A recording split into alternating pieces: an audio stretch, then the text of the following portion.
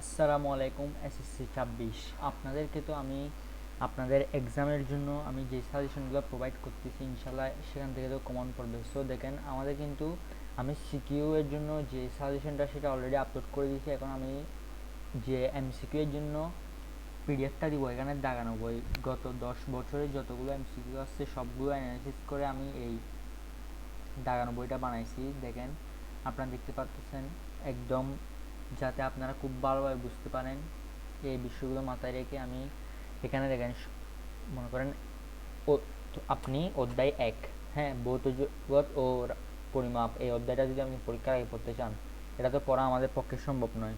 So আমরা এটার জন্য কি করতে পারি, আমরা এটার জন্য জাস্ট দাগানো লাইনগুলো পড়বো এমসিকিউ এর জন্য। কারণ এখানে এমসিকিউতে কোন কোন ম্যাথমেটিক্সগুলো বেশি আসে, তারপর কোন সালগুলো বেশি আসে, কোন লাইনগুলো বেশি আসে সেগুলো আমি এখানে বিভিন্ন রং দিয়ে দাগাই দিয়েছি, সবুজ রং। তারপর আমাদের যদি আরও বিভিন্ন অধ্যায় আছে ২-৩, এগুলো থেকে বেশি ম্যাথের এমসিকিউ আসে।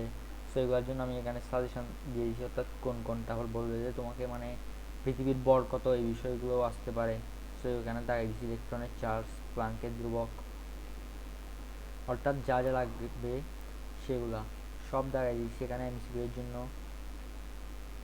বিভিন্ন সূত্র আসতে পারে। সো তারপর বেশিরভাগ ক্ষেত্রে মাত্রা দেয়, মনে করো তোমাকে বলবে যে বলের মাত্রা কি, তোমাকে নিচে 4টা মাত্রা দিয়ে দিবে, এখান থেকে বলবে বলের মাত্রা কি। এগুলো বেশি ফোকাস করতে হবে আমাদের ইয়ার জন্য, এমসিকিউ এর জন্য। এমসিকিউ যদি 25-25 পেতে চাও এই দাগানো বইয়ের বাইরে আর কিছু করতে হবে না, জাস্ট এমসিকিউ এর ম্যাথমেটিক্যাল অংশগুলো প্র্যাকটিস করলে হয়ে যাবে। সো দেখো এখানে আমি সবগুলো অধ্যায় একদম অধ্যায় 1 থেকে 14, কিন্তু তোমাদের তো পরীক্ষায় এতগুলো চ্যাপ্টার নাই, যে চ্যাপ্টারগুলোই আছে জাস্ট সেগুলোর জন্য। এটা হচ্ছে অধ্যায় 1। সো আমি এখন আর একটু নিচের দিকে যাই। সো এখন আমরা যদি অধ্যায় আতে চলে যাই 2-এ, 2 থেকে দেখো এই এমসিকিউ আসতে পারে যেগুলো দাঁড়িয়ে দিয়েছি এখানে। ব্যাগের মাত্রা, তারপর হচ্ছে দ্রুতির মাত্রা, এই বিষয়গুলো আসতে পারে।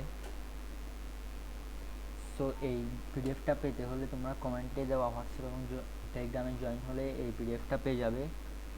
এবং তারপর দেখো, অথবা তোমরা যদি কমেন্ট করো পিডিএফ আমি তোমাদেরকে ডিএম করে দেবো। তারপর দেখো ত্বরণ ও মন্দন নিয়ে কোন লাইনগুলো, এখানে কিন্তু আমি ক এবং এমসিকিউ সবগুলো ইনক্লুডেড, অর্থাৎ এর জন্য যেগুলো ইম্পর্টেন্ট আমি সেগুলো দেখাইছি। তুমি জাস্ট যদি এই ৯৯টা ২-৩ বার পড়ে ফেলতে পারো, যেহেতু তোমাদের প্রায় ২-৩ দিন বন্ধ আছে, তাহলে তোমরা যদি ২-৩ বার রিডিং দিয়ে দিতে পারো ইনশাল্লাহ এমসিকিউতে তোমরা ভালো একটা আউটপুট দিতে পারবে।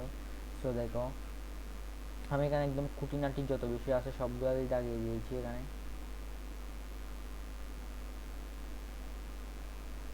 সো এমসিকিউতে যদি তোমরা ফুল মার্কস পেতে চাও এই ৯৯টা অবশ্যই লাগবে।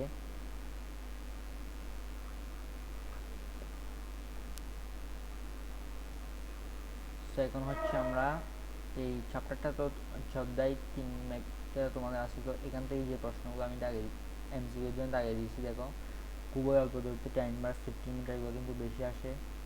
তারপর দেখো বল একটি ভেক্টর রাশি, তোমাকে বলতে পারে বল কোন ধরনের রাশি, সো বল একটা ভেক্টর রাশি, এই বিষয়গুলো আমি এখানে দাগিয়ে দিয়েছি।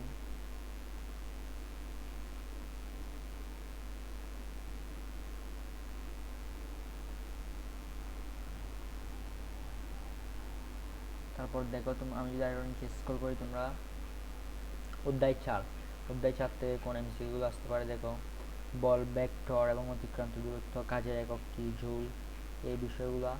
সো ইনশাল্লাহ এই পিডিএফটা পড়লেই তোমরা একটা বেস্ট আউটপুট দিতে পারবে। সো যারা যখন চ্যানেলটা সাবস্ক্রাইব করেন চ্যানেল সাবস্ক্রাইব করে দাও। দেখা হচ্ছে নতুন ভিডিওতে। আসসালামু আলাইকুম।